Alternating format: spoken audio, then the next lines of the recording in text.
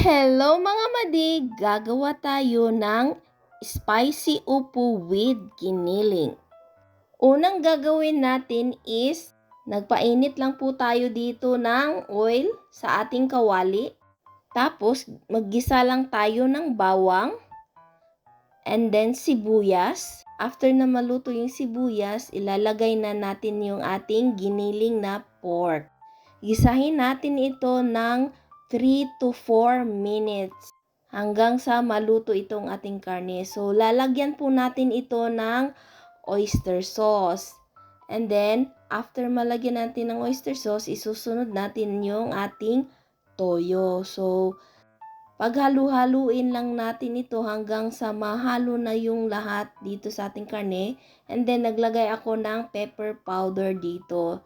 So, after na magisa ito mga madi, isusunod natin itong ating upo.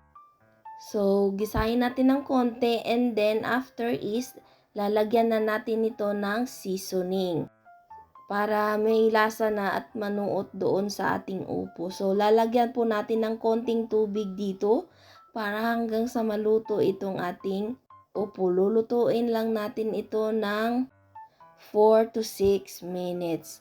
Ayan. So, after ng 6 minutes, ayan, tingnan nyo. So, nag-iba na yung kulay niya kasi nga medyo naluto na po itong ating upo. And then, after nito is lalagyan po natin ito ng chili sauce kasi naubusan kasi ako ng sili. So, chili sauce na lang po yung ating ilalagay dito sa ating upo. So, naglagay ako dito ng 1 kutsarita ng chili sauce.